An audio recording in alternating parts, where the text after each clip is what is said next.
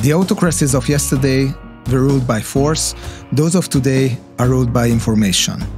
This is the message of the book entitled Spin Dictators. How did information replace violence in autocrats' playbook? How do modern dictators build information autocracies? Is there a way out? What is the role of conspiracy theories in modern Russia and how important they were in launching the invasion? These are some of the questions we will discuss with my guests today.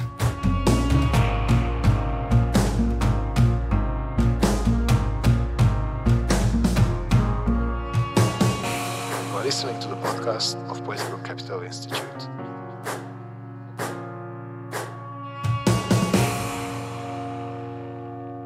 Hi everyone, I'm Peter Krakow, the director of Political Capital Institute. Sitting next to me are Dr. Ilya Yablokov, a lecturer in journalism and digital media at the University of Sheffield, and an expert on disinformation. Ilya is also an author of the book Fortress Russia, Conspiracy Theories in the Post-Soviet World. Also we have today Sergei Guriev, the co-author of Spin Dictators, and a professor and provost at CNSPO. Welcome, both of you. Hello, Peter. Hello, thanks for inviting me. Let's start in the beginning. For a long time, we thought of information as the key in improving democracies.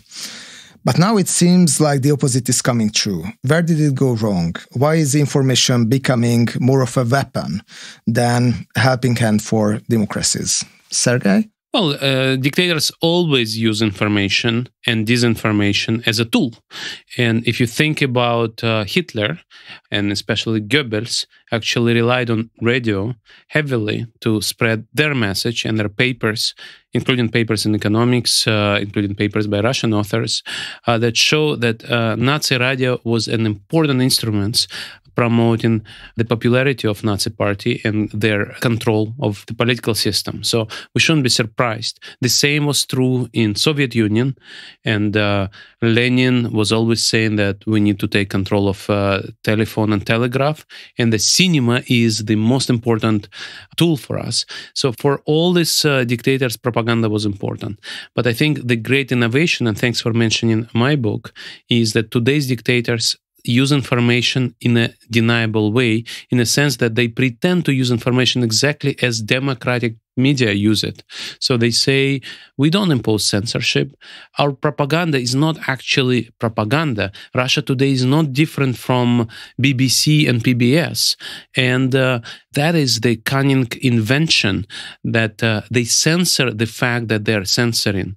They censor the fact that Russia today is actually a tool of spreading disinformation. And that is, I think, a new invention, new difference between them and what Stalin would do, where Stalin would openly say, yes, we have censorship. Yes, we have a one-party system. Yes, my message is a brutal, straight, ideological message. Thank you. Ilya, you wrote a lot of books and also articles about the information landscape in Russia and also its unique features. Russia is often mentioned as the prime example for authoritarian leaders across the world, also in the sense of how to dominate the media space. Mm-hmm. How was President Putin weaponized information domestically? And do you think that the Russian model can be copied elsewhere? Well, it can be copied. It's being copied as we speak. The case study here is Hungary. The thing is, Vladimir Putin did not come out of blue. So when he came to power in 1999, in many ways, the landscape was prepared. So divisions in the media system, oligarchization of the media, distrust of the population, and the polarized society due to the economic and social reforms, it was all there. So when Vladimir Putin came to power, basically he relied upon a bunch of experts and spin doctors that turned him into a spin dictator. Can you name a few?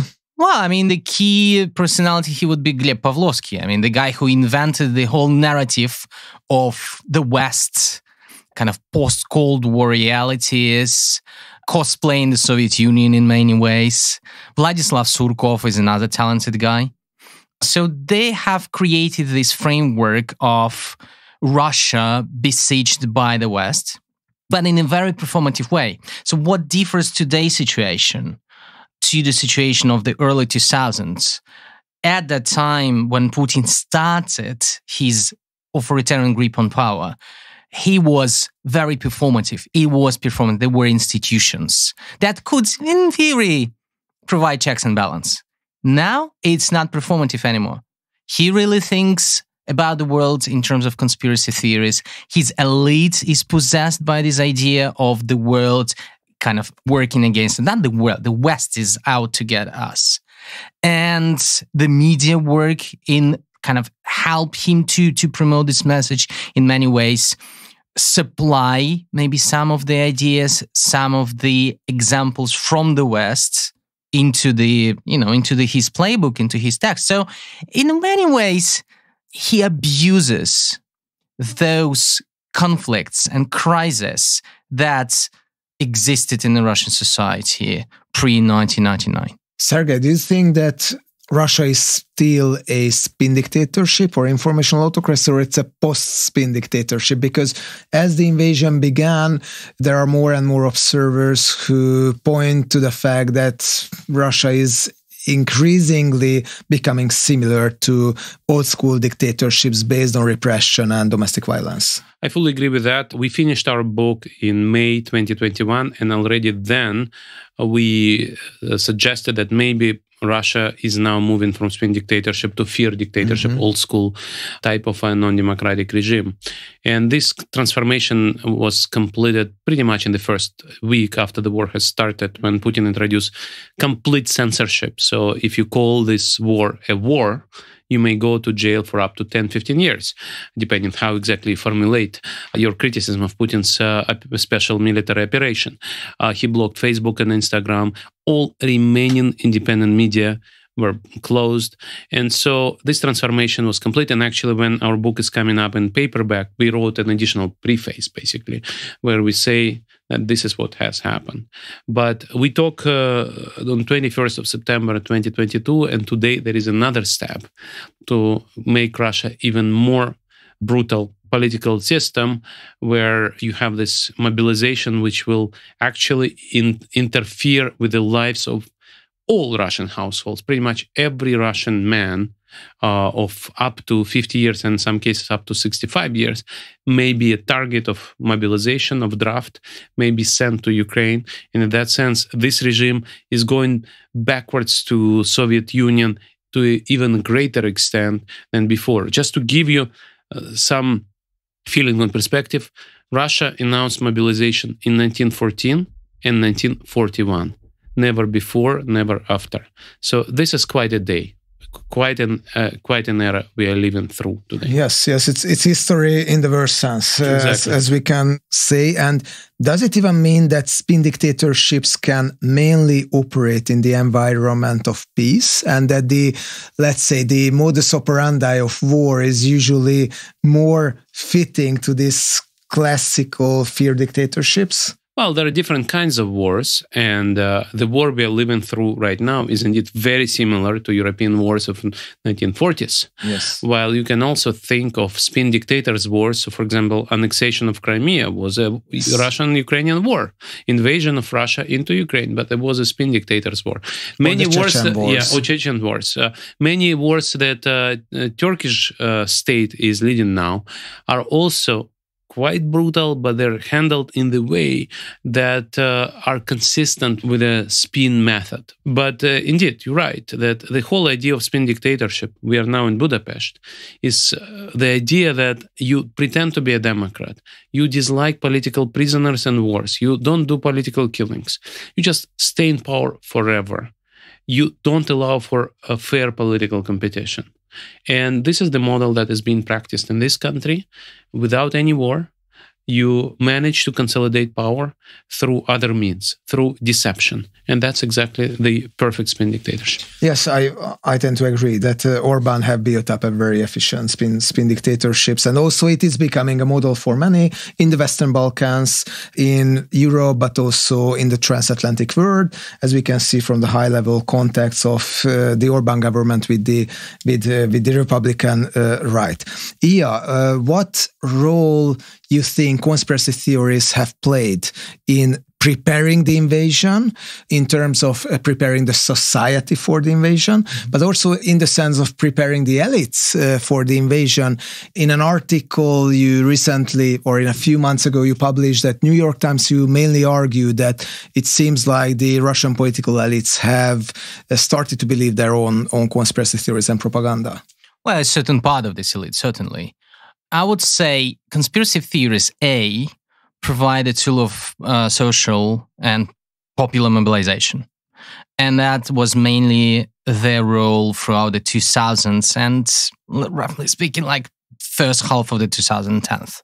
So it was an instrument. Then, once the regime slipped into the crisis, financial crisis, but also kind of, it's not ideology, but it's kind of the crisis of the whole model. So Putin's popularity went down. He was not anymore the efficient manager.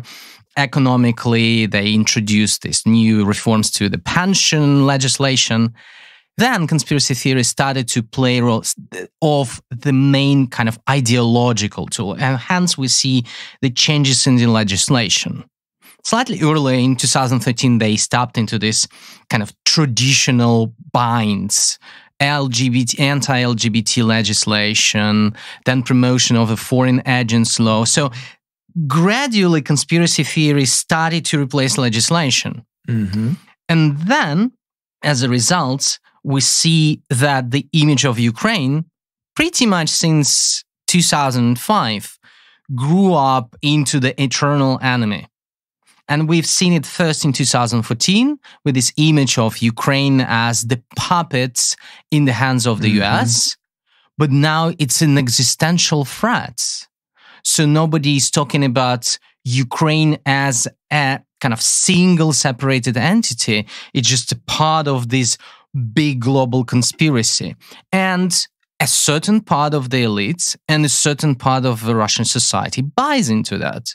They do believe it is, because it's so easy to spin this idea of a foreign country that can do whatever. I mean, conspiracy theories about weird stuff, about strange things, they always possess attention. But nowadays, and especially in the conflict with Ukraine, it basically became the only reason for the invasion. Because if you look at the speeches, if you analyze the speeches, on 21st of February, 22nd of February, and 24th of February, it's all about the Western conspiracy against Russia. So it's a reason for invasion. There's a whole philosophy around that.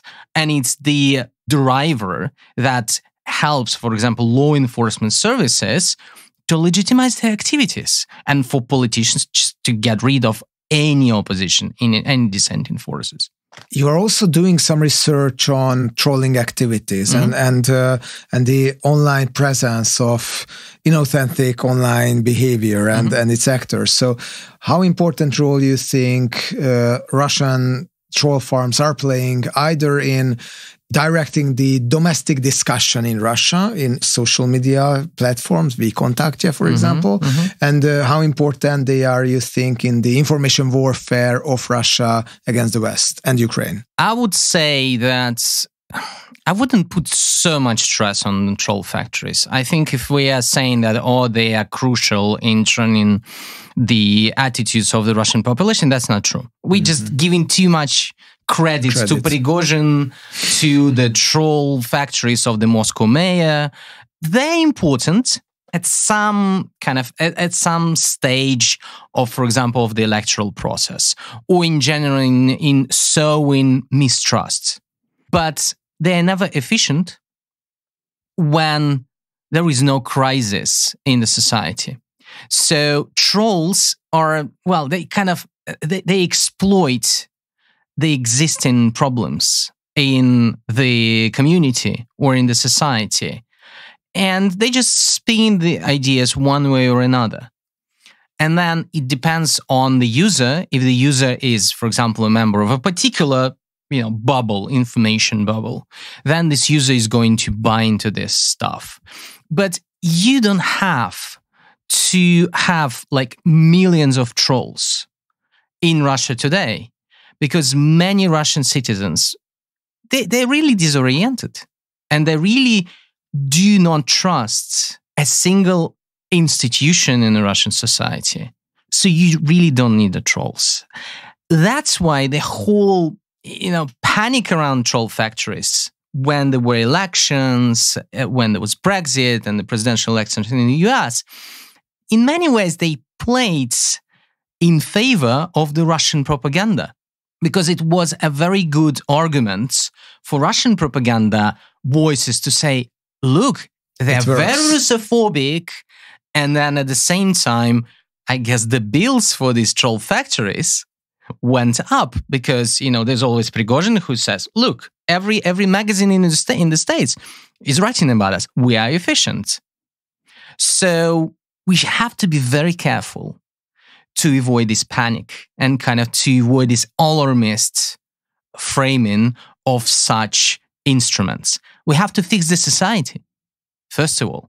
Yeah, this is, I think, crucially important. I also wrote some about what I call authoritarian inflation, and Russia has been an artist of that so far, how Russia could appear way stronger in the international public than it's in reality. And yeah, active measures and disinformation and troll farms and so on have been sometimes just instruments for that, to look stronger, bigger, more powerful than in reality. And yeah, over-amplifying these voices and, as you say, exaggerating their impact, it plays pretty much into the hands of Russia in terms of image. Yeah, Russia just looks more scary, almost as an omnipotent actor. Mm-hmm. And as we can see right now, as the invasion unfolds, Russia is really not omnipotent. And they're failing in terms of propaganda, both domestically and internationally. So active measures, yes, they exist. Tactically, it's a pretty good instrument, but A, it's not always 100% successful instruments.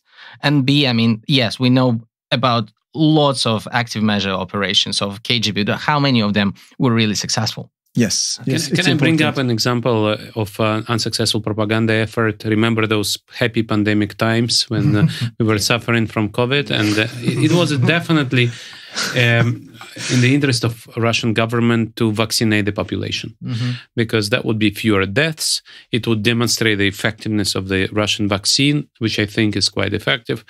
And I would agree. I had it myself as well. Okay. So and you're alive. But that failed.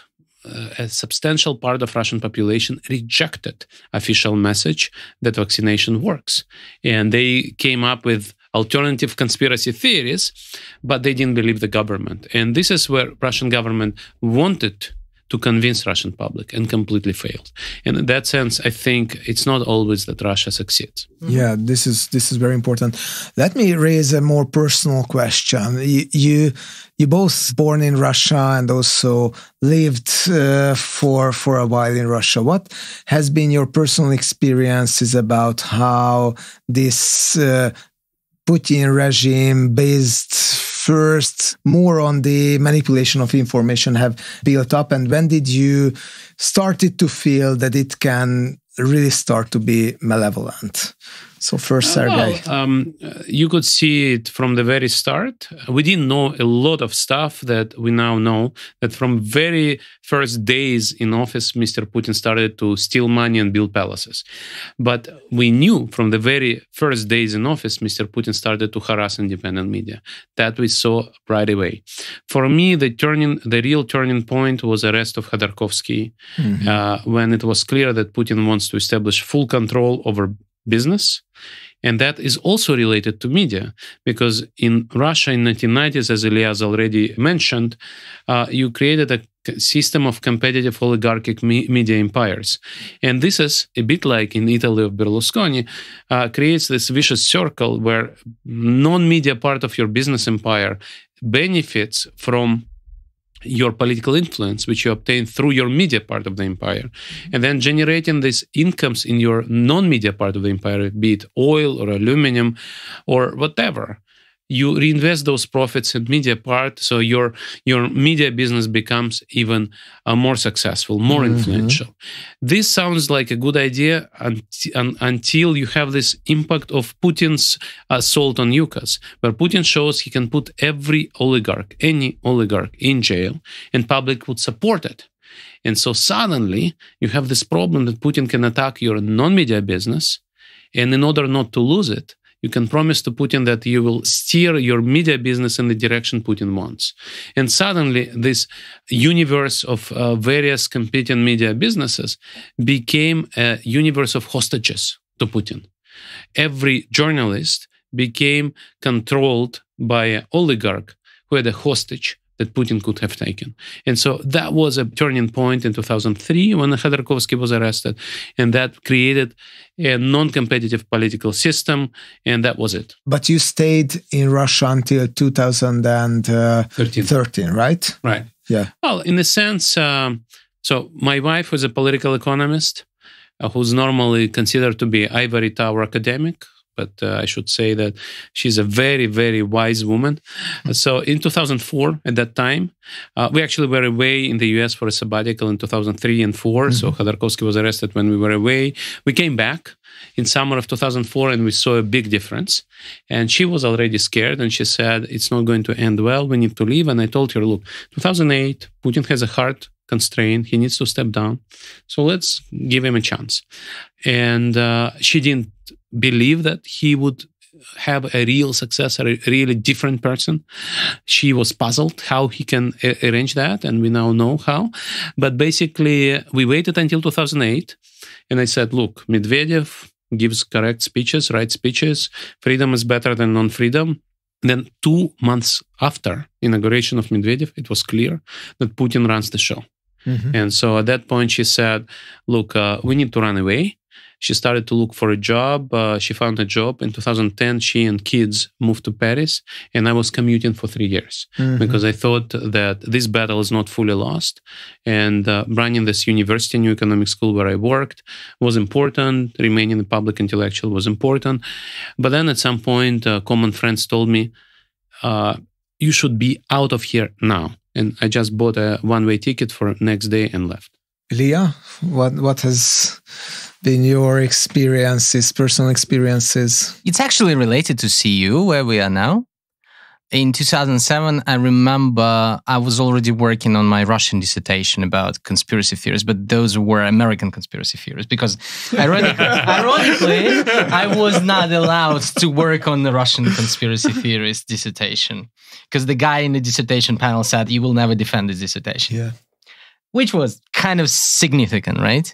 And in 2007, I was listening a lot of Echo of Moscow. And I remember one particular broadcast. It was Evgeny Albat's program, and Pavlovsky was there, and it was right on the eve of the elections to the Duma when he actually left the room. He left the studio. I remember. Probably you remember. I remember. And it created this fear, right? So kind of, and his message was like... Why did he left the studio? She was asking some, kind of useful questions, and he said, be prepared, something like that. So he sounded really scary for the audience. He knew exactly who the audience would be, and he really knew what the effect should be on this audience. So he sounded scary. He just dropped the mic and left the studio. There was a break, and I was sitting there listening to it live, and I'm like, Mother of God.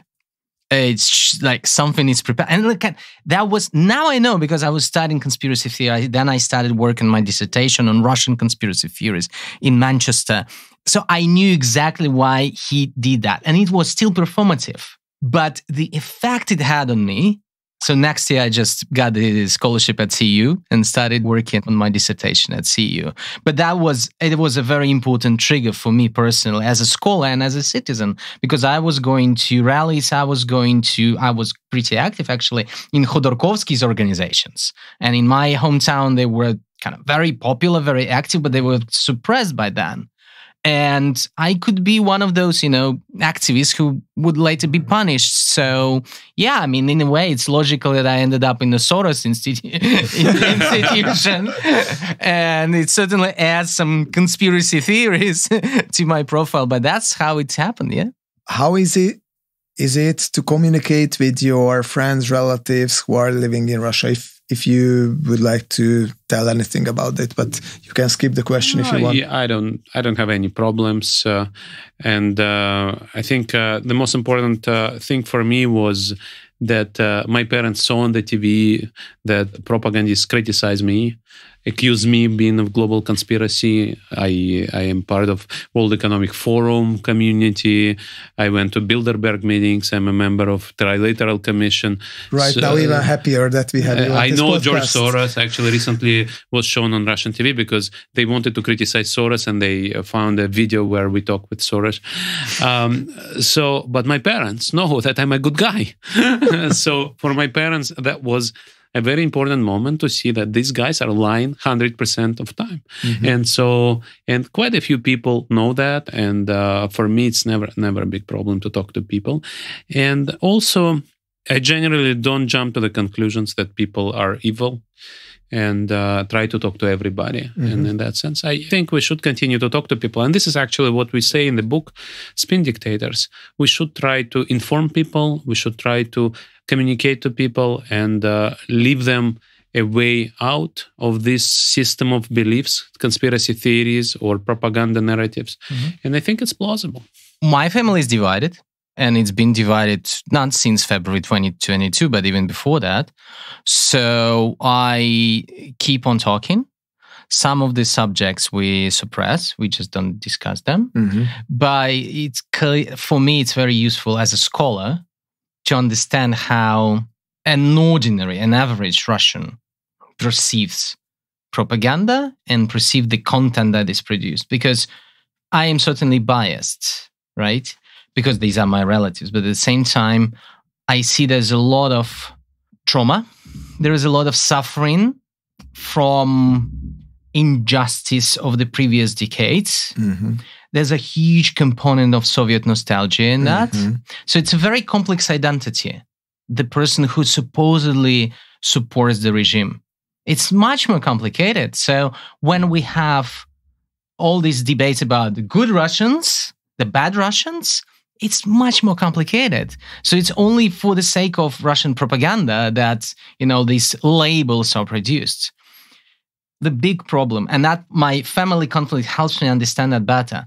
The main problem with the Russian society today, it was deprived of the new identity. It's a crisis of identity that is being exploited by the regime. And the first post-Putin generation will have to prioritize this idea to create the new Russian identity. Figure out what to do with the Soviet past, figure out what to do with the imperial past and the post-Soviet past. Should it be a full, total reload? I don't know. But all these fears, all the conspiracy theories, they come straight from that unresolved conflict in the past. And nicely put, nicely switched, nicely spinned, it is sold on a daily basis, and people have to stick to that. I fully agree with that. And I have a friend, former prime minister, actually twice prime minister of Lithuania, Andrius Kubilius, who is a special rapporteur of European Parliament on Russia, who's always thinking about those issues, because for Lithuania, a democratic and peaceful Russia is a matter of national security. And he recommends to people who ask these questions reading a book called Upheaval by Jared Diamond, who gives 6 or 7 examples of countries which reinvent themselves in situations like this, including, of course, 1945 Germany, and, of course, other countries who find themselves in similar situations. And there are recommendations there. Reinvent yourself, but not fully. Keep some connection with some parts of your past, so you feel that it's your identity, not somebody else's identity imposed on you, and so on. So I highly recommend this book.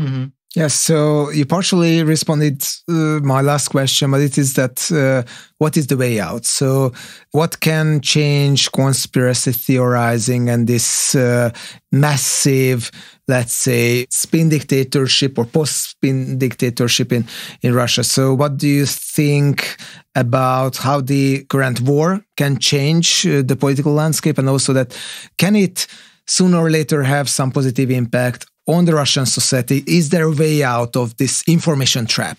Well, I think there is nothing good about this war.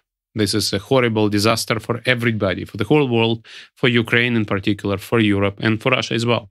But this war probably accelerates the fall of the regime. I think the life expectancy of this regime has been shortened by the war, and that's been a great mistake for Putin himself. Once Putin is gone, I think the system is not viable because the system is based on Putin, on his charisma, on his ability to be an arbiter of conflicts of his entourage, of inability of entourage to group themselves around somebody of similar caliber. So I think there'll be an attempt to put somebody like a successor or a military junta or KGB junta, but it will not last for long. And then after somebody else comes in, a person would say, I don't have any charisma, any support from the voters. I would like to get support from the voters. So I need some economic growth. For that, I need to remove sanctions. So I need to reconcile with Ukraine and with the West.